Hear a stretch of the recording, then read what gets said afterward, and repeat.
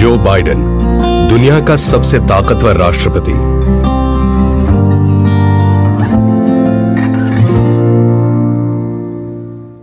अमेरिकी राजनीति में करीब 50 साल से सक्रिय जो बाइडेन अमेरिका के नए राष्ट्रपति बन गए हैं। उन्होंने अमेरिका में सबसे युवा सेनेटर से लेकर सबसे उम्रदराज राष्ट्रपति बनने तक का शानदार सफर तय किया है। 6 बार अमेरिकी सेनेटर रहे 77 वर्षीय जो बाइडेन की जिंदगी पारिवारिक त्रासदियों और राजनीतिक असफलताओं और संघर्ष की लंबी दास्तां है। 2 बार राष्ट्रपति की दौड़ में शिकस्त खा चुके मजबूत इरादों वाले जो बाइडेन दुनिया के सबसे शक्तिशाली देश के सबसे ताकतवर राष्ट्रपति बन गए हैं। वॉशिंगटन में 5 दशक गुजारने वाले बाइडेन अमेरिकी जनता के लिए एक जाना पहचाना चेहरा है, क्योंकि वह 2 बार तत्कालीन अमेरिकी राष्ट्रपति बराक ओबामा के कार्यकाल में उपराष्ट्रपति रहे हैं। बाइडेन अमेरिकी इतिहास में अब तक के सबसे अधिक उम्र के राष्ट्रपति बन गए हैं। उनके लंबे अनुभव के कारण बराक ओबामा जो को अमेरिका को मिला अब तक का सबसे बेहतरीन उपराष्ट्रपति बता चुके हैं। भारत के लिए जो बाइडेन कितने शानदार अमेरिकी राष्ट्रपति होंगे, ये वक्त बताएगा। वैसे उनकी पर्सनल और प्रोफेशनल लाइफ काफी दिलचस्प रही है। वे 36 साल तक अमेरिकी सीनेट में रहे। उनके सामने ही अमेरिका पहली बार चांद पर पहुंचा और उनके आगे ही इंटरनेट दुनिया में आया और छा गया। जो बाइडेन का जन्म पेंसिल्वेनिया के स्क्रैंटन में 1942 में एक आयरिश कैथोलिक परिवार में हुआ था। तब भारत में अंग्रेजों के खिलाफ भारत छोड़ो आंदोलन चल रहा था। उनके पिता जोसेफ बाइडेन सीनियर कारें बेचने का काम करते थे। बाइडेन खुद आज भी पुरानी कारों के प्रेमी हैं। उनके पास अभी भी 67 कॉर्वेट स्ट्रिंग रे है, जो उन्हें उनके पिता ने गिफ्ट की थी। उनकी मां कैथरीन यूजेनिया जीन फिननेगन थी। उनकी मां पड़ोस के बड़े बच्चों से तंग आ गई थी, क्योंकि वे बाइडेन को पीटते थे। तब उनकी मां ने उनसे कहा था कि अगर तुम्हें सड़क पर चलना है तो अपनी सुरक्षा करना भी सीखना होगा। उनके और 3 भाई बहन थे। बाद में उनका परिवार पेंसिल्वेनिया छोड़कर अमेरिका के उत्तरी पूर्व राज्य डेलावेयर चला गया था। वहां स्कूली पढ़ाई के बाद जो बाइडेन ने यूनिवर्सिटी ऑफ डेलावेयर और साइक्रूज लॉ स्कूल से अपनी पढ़ाई पूरी की। वे बाइडेन परिवार के गरीबी के दिन थे। उन्हें खर्च चलाने के लिए स्कूल की खिड़कियां धोनी पड़ी, बगीचों की सफाई का काम भी करना पड़ा था। बाइडेन को फुटबॉल खेलने का शौक था। उन्हें स्कूल की फुटबॉल टीम में रख लिया गया। बाइडेन ने स्कूल से निकलने के बाद डेलावेयर यूनिवर्सिटी में एडमिशन लिया, जहां उन्होंने हिस्ट्री और पॉलिटिकल साइंस की पढ़ाई की। वे यूनिवर्सिटी की फुटबॉल टीम में रहे। जैसा कि बाइडेन ने अपनी किताब में लिखा है, इस दौरान उनकी दिलचस्पी पढ़ाई के अलावा सिर्फ 3 चीजों में थी: फुटबॉल, लड़कियां और पार्टियां। लेकिन 1961 में जॉन एफ कैनेडी के भाषणों ने उन्हें पॉलिटिक्स में आने के लिए प्रेरित किया। 1965 में डेलावेयर से अपनी ग्रेजुएशन की पढ़ाई पूरी की और साइक्रूज यूनिवर्सिटी लॉ स्कूल में दाखिला ले लिया। लॉ स्कूल खत्म करने के बाद युवा बाइडेन वियतनाम युद्ध में सेवा के लिए जाना चाहते थे, लेकिन मेडिकल ग्राउंड पर उन्हें रोक दिया गया क्योंकि उन्हें अस्थमा था। कॉलेज के अपने जूनियर वर्ष के दौरान स्प्रिंग ब्रेक पर उनकी नीलिया हंटर से पहली मुलाकात हुई थी। ये एक ब्लाइंड डेट थी। उन दिनों बाइडेन के पास पैसे नहीं रहते थे। दूसरी डेट पर उनके पास रेस्टोरेंट में बिल पे करने के लिए पैसे नहीं थे, तो नीलिया ने उन्हें टेबल के नीचे $20 खिसका दिए थे। जब वह पहली बार नीलिया की मां से मिले तो उन्होंने बाइडेन से पूछा कि वह जीने के लिए क्या करना चाहते हैं। तब बाइडेन ने उन्हें मजाक में कहा था कि वे संयुक्त राज्य अमेरिका के राष्ट्रपति बनने का इरादा रखते हैं। तब कोई सोच भी नहीं सकता था कि ये मजाक एक दिन सच भी हो सकता है। शादी के बाद उनका पहला बेटा बो 1969 में पैदा हुआ। उसके 1 साल बाद दूसरा बेटा हंटर। 1970 के एक इंटरव्यू में बाइडेन ने कहा था, मैं अपनी पत्नी को तब तक गर्भवती रखना चाहता हूं जब तक वह एक प्यारी सी बेटी को जन्म नहीं देती। दुनिया में अगर सबसे अच्छी कोई चीज है तो वो है बच्चे। अगले ही साल उन्हें बेटी हुई, जिसका नाम उन्होंने प्यार से नाओमी रखा। अपने राजनीतिक करियर की शुरुआत में बाइडेन ने नस्लीय भेदभाव के खिलाफ चल रहे आंदोलन का विरोध किया था। साल 1972 में बाइडेन ने डेलावेयर से अमेरिका सीनेटर बनने के लिए रिपब्लिकन दिग्गज नेता जे कैलब बोग्स को हराया। वह अकेले डेमोक्रेट थे जो बोग्स को चुनौती देने के लिए तैयार थे। उनके पास चुनाव लड़ने के लिए पैसा नहीं था, लेकिन अपनी परिवार की मदद से उन्होंने जीत हासिल की। उनके तीनों बच्चे और पत्नी नीलिया ने इस पहले चुनाव में उनका खूब साथ दिया। अमेरिका में सबसे कम उम्र में सीनेटर बनने वालों में बाइडेन एक थे। तब उनकी उम्र केवल 30 साल की थी। वह इतिहास में 5वें सबसे कम उम्र के अमेरिकी सीनेटर बन गए थे। लेकिन चुनाव में जीत की ये खुशी ज्यादा दिन नहीं चल सकी। जो बाइडेन 1972 में पहली बार अमेरिकी सीनेट का चुनाव जीतकर शपथ लेने की तैयारी कर रहे थे। उनकी पत्नी नीलिया क्रिसमस ट्री खरीदने के लिए गाड़ी से शहर जा रही थी। उनके साथ उनके तीनों बच्चे, बेटी नाओमी और 2 बेटे बो और हंटर भी साथ में थे। सामने से आ रहे एक ट्रैक्टर ट्रेलर ट्रक ने उनकी कार को टक्कर मार दी। नीलिया और उनके तीनों बच्चों को विलिंगटन जनरल अस्पताल में ले जाया गया। इस दुर्घटना में बाइडेन की पत्नी नीलिया और बेटी नाओमी की मौत हो गई। उनके दोनों बेटे बो और हंटर भी बुरी तरह से जख्मी हो गए थे। हालात ऐसे बन गए कि बाइडेन को अस्पताल में ही सीनेटर की शपथ दिलाई गई, जहां उनके बेटों का इलाज किया जा रहा था। उनके दोनों बेटे ठीक हो गए, लेकिन इस हादसे ने बाइडेन को बुरी तरह से तोड़ दिया था। पहली बार सीनेटर बनने के बाद बाइडेन हर दिन अपने बेटों को देखने के लिए अपने डेलावेयर घर और वॉशिंगटन डीसी के बीच में एमट्रैक ट्रेन से 90 मिनट का सफर तय करते, ताकि वह अपने बेटों के साथ अधिक समय बिता सकें। यह सिलसिला लगातार 36 सालों तक जारी रहा। इसके बाद तो वे एमट्रैक जो के नाम से मशहूर हो गए थे। लेकिन इस हादसे ने उनके अंदर क्रोध, डर और धार्मिक संदेह भर दिया था। बाद में उन्होंने लिखा, मुझे महसूस होता था कि भगवान ने मेरे खिलाफ एक भयानक चाल खेली है। 5 साल तक बाइडेन ने अपनी बहन वेलेरी और उनके परिवार की मदद से सिंगल फादर के तौर पर अपने दोनों बेटों बो और हंटर को पाला। इस हादसे के 5 साल बाद बाइडेन ने दूसरी शादी कर ली। उनकी नई पत्नी का नाम जिल ट्रेसी जेकब्स था। जिल एक टीचर थी। वे एक ब्लाइंड डेट पर मिले थे।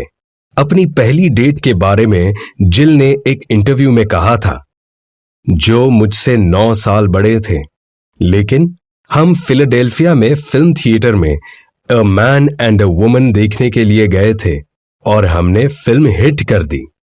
जो ने जिल को 5 बार प्रपोज किया। जिल झिझक रही थी, क्योंकि वह सुनिश्चित करना चाहती थी कि जो के दोनों बेटे उन्हें अपनाएंगे या नहीं। आखिरकार जिल ने हां कर दी। जिल और जो ने 17 जून 1977 को न्यूयॉर्क शहर में संयुक्त राष्ट्र चैपल में आई डू कहा। जो के बेटों बो और हंटर ने खुले मन से अपनी नई मां का स्वागत किया। वही जिल ने भी उन्हें कभी इस बात का एहसास नहीं होने दिया कि वे उनकी सौतेली संतान हैं। उन्होंने उनका अच्छी तरह से पालन पोषण किया। नीलिया हमेशा इन बच्चों की मम्मी रही, लेकिन जिल मॉम थी। जो ने अपनी संस्मरण की किताब प्रॉमिस टू कीप में लिखा, मेरे बेटों ने जिल को कभी ना सौतेली मां कहा और ना सौतेली मां समझा। इस दूसरी शादी से उनकी बेटी एशली ब्लेजर का जन्म हुआ। जिल ने 2007 में डेलावेयर यूनिवर्सिटी से शिक्षा में डॉक्टरेट की उपाधि हासिल की थी। वह उत्तरी वर्जीनिया कम्युनिटी कॉलेज में एक लंबे समय से प्रोफेसर हैं, जहां वह आज भी अंग्रेजी पढ़ाती हैं। अमेरिका की सेकेंड लेडी बनने के बाद भी उन्होंने पढ़ाने का काम जारी रखा। अब जिल कहती हैं कि फर्स्ट लेडी बनने के बाद भी वह कॉलेज में पढ़ाने का काम जारी रखेंगी। लेकिन आगे चलकर यह परिवार बदनाम होने लगा। जो बाइडेन के दूसरे बेटे हंटर की जिंदगी बेलगाम हो गई। कोकेन के सेवन का दोषी पाए जाने के बाद हंटर को अमेरिकी नौसेना ने नौकरी से निकाल दिया था। एक बार हंटर ने न्यूयॉर्कर पत्रिका के साथ बातचीत में माना था कि एक चीनी ऊर्जा कारोबारी ने उन्हें तोहफे में हीरा दिया था। बाद में चीन की सरकार ने इस कारोबारी पर भ्रष्टाचार के आरोपों की जांच की थी। इसके अलावा हंटर की भारी कमाई को लेकर भी बाइडेन पर निशाना साधा जाता रहा है। साल 2015 में 46 साल की उम्र में बाइडेन के बड़े बेटे बो की ब्रेन कैंसर से मौत हो गई। इतनी कम उम्र में इतने करीबी लोगों को गवा देने के कारण आज बाइडेन से बहुत से आम अमेरिकी लोग जुड़ाव महसूस करते हैं। उन्हें लगता है कि इतनी बड़ी सियासी हस्ती होने और सत्ता के इतने करीब होने के बावजूद बाइडेन ने वो दर्द भी अपनी जिंदगी में झेले हैं जिनसे किसी आम इंसान का वास्ता पड़ता है। बचपन में बाइडेन बोलते वक्त हकलाते थे। उनके क्लासमेट्स उनका मजाक उड़ाते थे, लेकिन बाइडेन ने अपने को सुधारा और बहुत जल्द उनका हकलाना छूट गया। वे एक सार्वजनिक वक्ता के रूप में चमक उठे। बाइडेन का दोस्ताना स्वभाव उनकी असली ताकत रही है।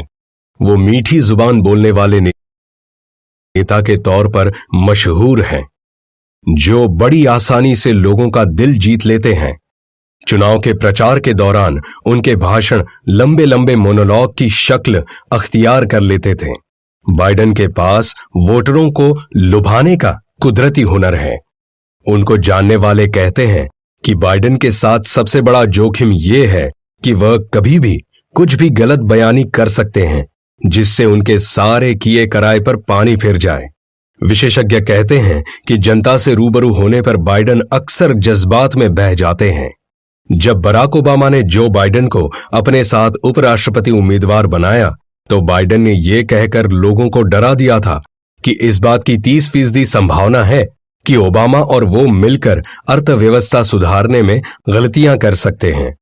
इससे पहले बाइडेन ने ओबामा के बारे में यह कहकर हलचल मचा दी थी कि ओबामा ऐसे पहले अफ्रीकी मूल के अमरीकी नागरिक हैं जो अच्छा बोलते हैं, समझदार हैं, भ्रष्ट नहीं हैं और दिखने में भी अच्छे हैं।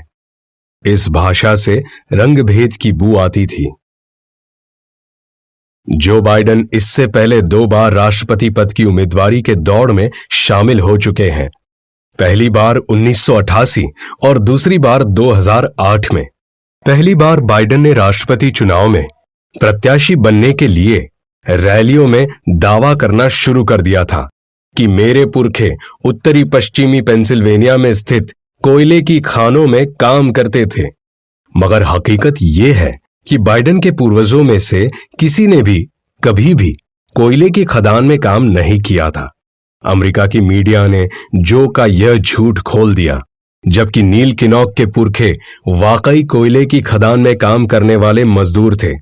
झूठ खुलने के बाद जो बाइडेन ने खुद को राष्ट्रपति की उम्मीदवारी की दौड़ से यह कहते हुए बाहर कर लिया था कि उन्होंने ब्रिटिश लेबर पार्टी के नेता नील किनॉक के भाषण की नकल की थी।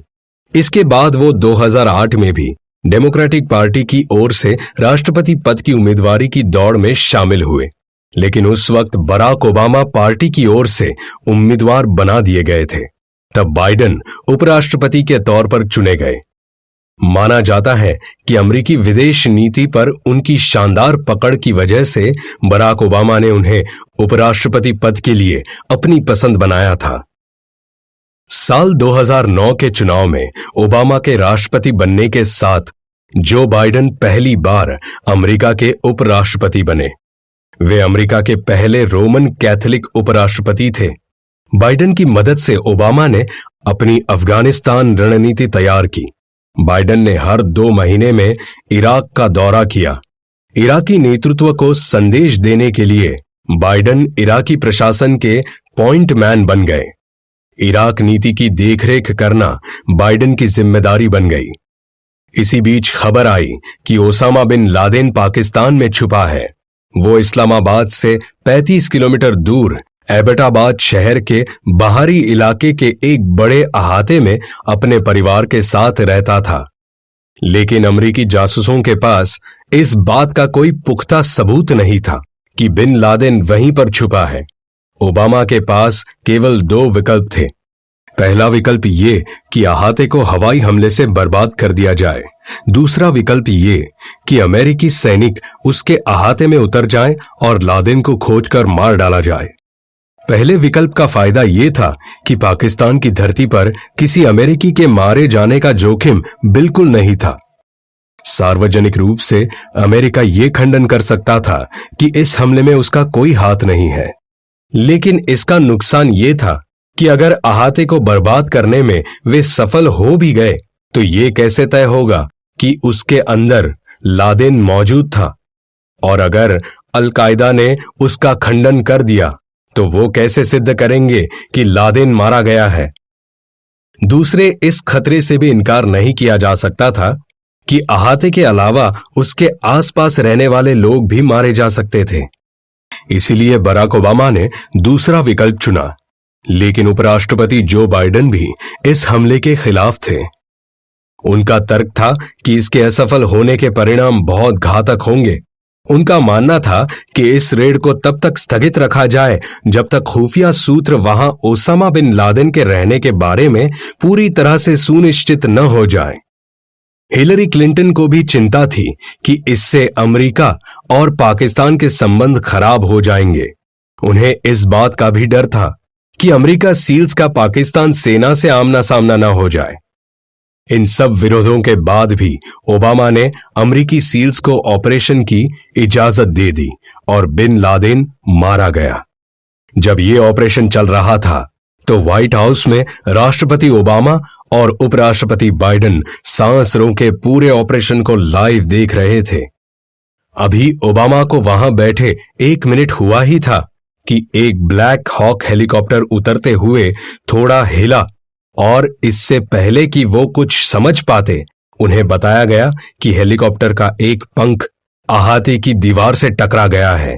बराक ओबामा अपनी आत्मकथा अ प्रॉमिस्ड लैंड में लिखते हैं, एक क्षण के लिए तो मैं बहुत डर गया और मेरे सिर में घूमने लगा कि कुछ बुरा होने वाला है। तभी वाइस एडमिरल बिल मैक्रेवन की आवाज मेरे कानों में गूंजी, सब कुछ ठीक होगा। ये हमारे सर्वश्रेष्ठ पायलट हैं, वो हेलीकॉप्टर को सुरक्षित नीचे ले आएंगे। और ऐसा ही हुआ। 20 मिनटों तक मैक्रेवन को भी पूरी तरह नहीं दिखाई दे रहा था कि वहां क्या हो रहा है।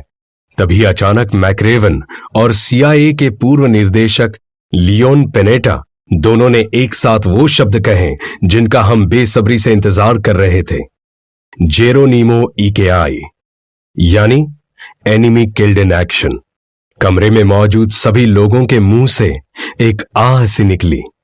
मेरी आंखें वीडियो फीड पर लगी रहीं। मैंने धीमे से कहा, वी गॉट हिम। जैसे कि हेलीकॉप्टर्स ने वापसी के लिए उड़ान भरी, जो बाइडेन ने ओबामा का कंधा दबाकर कहा, कांग्रेचुलेशंस बॉस। मैक्रेवन ने वीडियो कॉन्फ्रेंस पर उनसे कहा, मैं जब आपसे बात कर रहा हूं, लादेन का शव मेरे सामने पड़ा हुआ है। मैंने अपनी टीम के एक सदस्य को, जिसका कद 6 फुट 2 इंच है, लादेन के शव के बगल में लिटाकर देखा है। मृत व्यक्ति का कद 6 फुट 4 इंच है। ओबामा ने बिल मैक्रेवन से मजाक किया, आप भी बिल इतने बड़े अभियान पर गए और अपने साथ नापने का टेप ले जाना भी भूल गए। 2013 में बाइडेन ने अमेरिका में वायलेंस अगेंस्ट वुमेन एक्ट को सख्ती से लागू किया। उन्होंने लड़कियों को यौन उत्पीड़न से बचाने के लिए व्हाइट हाउस टास्क फोर्स का गठन किया। व्हाइट हाउस में अपने 8 वर्षों के दौरान जो बाइडेन और बराक ओबामा बहुत व्यस्त रहते थे, लेकिन उन्होंने तय किया कि वे अपनी वीकली लंच एक साथ लेंगे। ऐसा उन्होंने किया भी। जनवरी 2017 में उपराष्ट्रपति पद छोड़ने के बाद बाइडेन पेंसिल्वेनिया विश्वविद्यालय में प्रोफेसर बन गए। उन्होंने अपने संस्मरण की नई किताब प्रॉमिस मी डैड लिखी, जो खूब चर्चित हुई। पद छोड़ने के बाद भी वो जनता की नजर में बने रहे।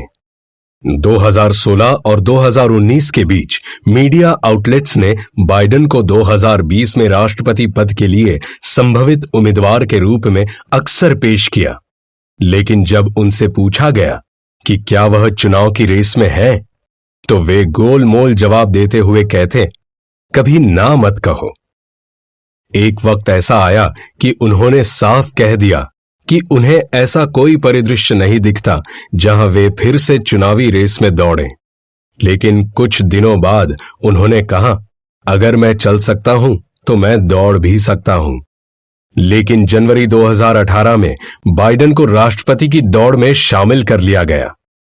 उन्होंने 25 अप्रैल 2019 को अपना अभियान शुरू किया और देखते देखते वे चुनाव अभियान में ट्रंप पर भारी पड़ने लगे। नवंबर 2020 में बाइडेन को संयुक्त राज्य अमेरिका का 46वां राष्ट्रपति चुना गया। जॉन एफ कैनेडी के बाद वे अमेरिका के दूसरे कैथोलिक राष्ट्रपति बने हैं। चुनाव जीतने के बाद बाइडेन ने ट्वीट किया, अमेरिका ने मुझे सम्मानित किया है। आप सबने मुझे हमारे महान देश का नेतृत्व करने के लिए चुना है। हमारे आगे का काम कठिन होगा, लेकिन मैं आपसे यह वादा करता हूं कि मैं सभी अमेरिकियों के लिए राष्ट्रपति बनूंगा, चाहे आपने मेरे लिए वोट किया हो या नहीं। मैं उस विश्वास को बनाए रखूंगा जो आपने मुझ में रखा है। कभी कभी सार्वजनिक व्यक्तित्व के पीछे के व्यक्ति को जानना मुश्किल होता है। चुनाव जीतने के बाद उन्होंने इंस्टाग्राम पर अपने बारे में कुछ रोचक जानकारियों को साझा करते हुए लिखा कि उन्हें आइसक्रीम खाना कितना पसंद है। वह ड्रिंक नहीं करते और न ही सिगरेट पीते हैं, लेकिन आइसक्रीम ढेर सारी खा जाते हैं। उन्हें कुत्ते पालना बहुत पसंद है। सीनेटर बनने से पहले उन्होंने अपनी पहली पत्नी को एक पपी गिफ्ट किया। फिलहाल उनके पास 2 कुत्ते हैं, एक का नाम मेजर है और दूसरे का champion. Chariots of the fire उनकी पसंदीदा फिल्म है जो 2 ब्रिटिश एथलीट्स की जिंदगी पर आधारित है। 2020 में बाइडेन को times person of the year चुना गया। बाइडेन के लंबे राजनीतिक जीवन में कई विवाद भी उठे। साल 2019 में 8 महिलाओं ने सामने आकर यह आरोप लगाया था कि जो ने उन्हें आपत्तिजनक तरीके से छुआ, गले से लगाया या किस किया था। इन महिलाओं के आरोप लगाने के बाद कई अमेरिकी न्यूज चैनलों ने बाइडेन के सार्वजनिक समारोह में महिलाओं से अभिवादन करने की तस्वीरें दिखाई थी। इनमें कई बार बाइडेन को महिलाओं के बाल सूंघते हुए भी देखा गया था। इन आरोपों के जवाब में बाइडेन ने कहा था, भविष्य में मैं महिलाओं से अभिवादन के दौरान अतिरिक्त सावधानी बरतूंगा। लेकिन मार्च 2020 में अमेरिकी अभिनेत्री तारा रीड ने इल्जाम लगाया कि जो ने 30 साल पहले उनके साथ यौन हिंसा की थी। उन्हें दीवार की ओर ढकेलकर उनसे जबरदस्ती करने की कोशिश की थी। उस वक्त तारा रीड बाइडेन के ऑफिस में एक सहायक कर्मचारी के तौर पर काम कर रही थी। जो बाइडेन ने तारा रीड के इस दावे का सख्ती से खंडन किया। एक बयान जारी करके उन्होंने कहा था कि ऐसा बिल्कुल भी नहीं हुआ था। साल 2007 में बाइडेन ने दावा किया था कि उन्हें इराक के ग्रीन जोन में गोली लगी थी, लेकिन बाद में उन्होंने सफाई देते हुए कहा था कि वह उस जगह के पास थे जहां गोली चली थी। 2012 में वो उस वक्त सुर्खियों में आ गए थे जब उन्होंने खुलकर समलैंगिक विवाह का समर्थन किया था। जो बाइडेन के विरोधी भी विदेश नीति को लेकर उनकी समझ के कायल रहते हैं। उनके पास करीब 5 दशकों के राजनीतिक अनुभव के साथ साथ कूटनीति का भी लंबा अनुभव है। ये उनकी सबसे बड़ी ताकत है। जो बाइडेन पहले सीनेट की विदेशी मामलों की समिति के अध्यक्ष रह चुके हैं और वो ये दावा बढ़ चढ़कर करते हैं कि मैं पिछले 45 बरस में कमोबेश दुनिया के हर बड़े राजनेता से मिल चुका हूं। जो बाइडेन ने 1991 के खाड़ी युद्ध के खिलाफ वोट दिया था, लेकिन 2003 में उन्होंने इराक पर हमले के समर्थन में वोट दिया था। हालांकि बाद में वो इराक में अमेरिकी दखल के मुखर आलोचक भी बन गए थे। ऐसे मामलों में बाइडेन अक्सर संभल कर चलते हैं। बतौर उपराष्ट्रपति भी विदेश मामलों में बाइडेन का अच्छा खासा अनुभव रहा है। ऐसे में दुनिया के सबसे ताकतवर मुल्क का राष्ट्रपति बनने के बाद दुनिया के अलग अलग देशों को लेकर उनकी नीतियां क्या रहेंगी, और क्या वे ट्रंप के प्रशासन के दौरान रही नीतियों से बिल्कुल अलग रास्ता अख्तियार करेंगे? ये एक बड़ा सवाल है। बतौर राष्ट्रपति बाइडेन की भारत को लेकर नीतियां किस तरह की रहेंगी और क्या वे डोनाल्ड ट्रंप के दौरान भारत से करीबी रिश्ते रखने की नीति पर कायम रहेंगे या नए प्रशासन में भारत के साथ अमेरिका का व्यवहार बदलेगा? इस पर भी तमाम तरह के आकलन किए जा रहे हैं। कारोबार से लेकर H-1B वीजा, अमेरिका में भारतीयों को मिलने वाली नौकरियां, रक्षा भागीदारी, पाकिस्तान को लेकर अमेरिका का रुख, चरमपंथ, ईरान को लेकर फैसले, कश्मीर पर रुख, ऐसे कई अहम पहलू हैं। विदेशी मामलों के विशेषज्ञ कहते हैं, ट्रेड सिक्योरिटी और चरमपंथ जैसे मसलों पर कोई फर्क नहीं पड़ेगा। इन चीजों पर एक कॉमन प्लेटफॉर्म बन ही गया है। कोई भी नया प्रेसिडेंट इनमें बदलाव की कोशिश नहीं करेगा। मोटे तौर पर तो भारत और अमेरिका के संबंध में इंडिविजुअल्स का रोल कम होता जा रहा है और संस्थाओं की भूमिका बढ़ती जा रही है। ऐसे में बाइडेन भी इन संबंधों को आगे ही ले जाएंगे। लेकिन अब बाइडेन के आने के साथ इस बात की आशंका पैदा हो रही है कि वो चीन को लेकर नरम रुख अपना सकते हैं। भारत और अमेरिका के संबंध में सबसे अहम 3 मसले हैं। एक है चरमपंथ और पाकिस्तान, दूसरा है चीन और तीसरा है आर्थिक संबंध। चीन को लेकर ट्रंप और बाइडेन दोनों की टोन, भाषा और अप्रोच में अंतर है और इसका भारत और अमेरिका के संबंधों पर असर पड़ सकता है।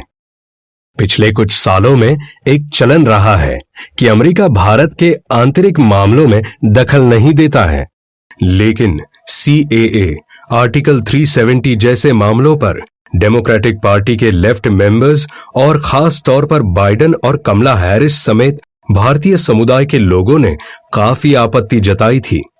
जून 2020 में तो जो बाइडेन ने कश्मीरियों के पक्ष में बयान देते हुए कहा था कि कश्मीरियों को सभी तरह के अधिकार बहाल होने चाहिए।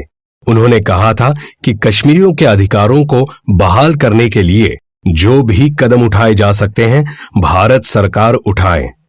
उन्होंने भारत के नागरिकता संशोधन कानून यानी CAA को लेकर भी निराशा जाहिर की थी।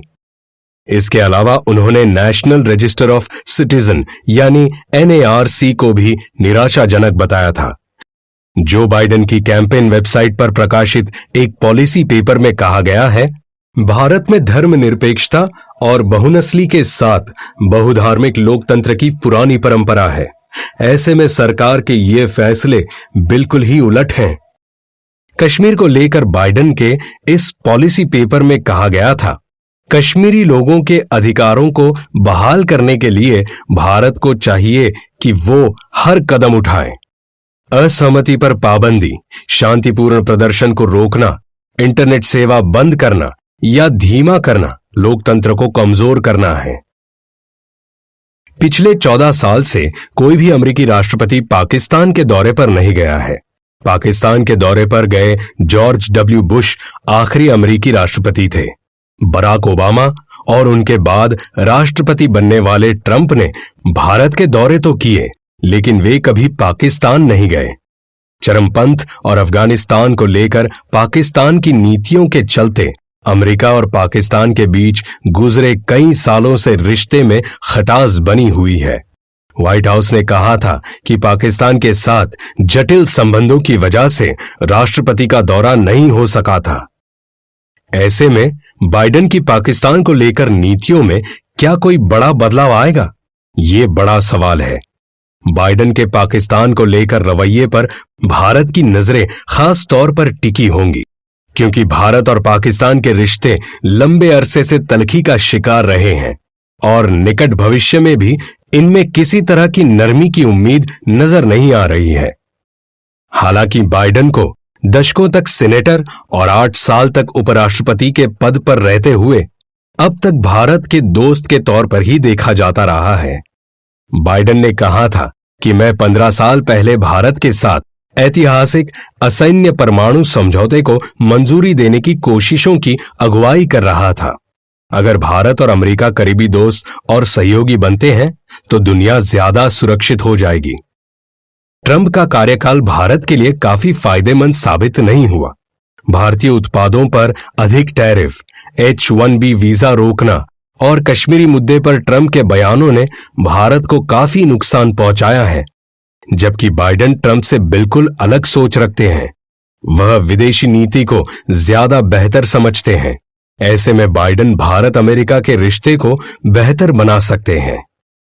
दिलचस्प है कि राष्ट्रपति ट्रंप और डेमोक्रेटिक पार्टी के उनके प्रतिद्वंद्वी जो बाइडेन के बीच भारत से रिश्ते को छोड़कर लगभग सभी मसलों पर असहमति रही है।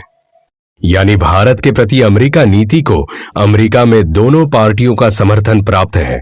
कश्मीर के मुद्दे को लेकर डेमोक्रेटिक पार्टी में सवाल जरूर उठाए गए हैं, लेकिन ये सवाल डेमोक्रेटिक पार्टी के पिछले राष्ट्रपतियों के दौर में भी उठाए गए थे। इसके बावजूद दोनों देशों के आपसी रिश्ते में बढ़ोतरी होती रही। यह पहली बार नहीं है कि रिपब्लिकन और डेमोक्रेटिक दोनों पार्टियों के उम्मीदवारों की भारत के प्रति एक ही नीति है। चूंकि दोनों पार्टियों के राष्ट्रपति भारत आते रहे हैं, राष्ट्रपति क्लिंटन आए और राष्ट्रपति ओबामा 2 बार हमसे मिलने आए, बुश भी आए और राष्ट्रपति ट्रंप भी। कोई हैरत की बात नहीं कि बाइडेन भी अपने कार्यकाल में एक बार भारत का चक्कर लगा लें, क्योंकि भारत को जितनी जरूरत अमेरिका की है, उससे कहीं ज्यादा जरूरत अमेरिका को भारत की है, क्योंकि भारत एक उभरता हुआ बड़ा अंतर्राष्ट्रीय बाजार है।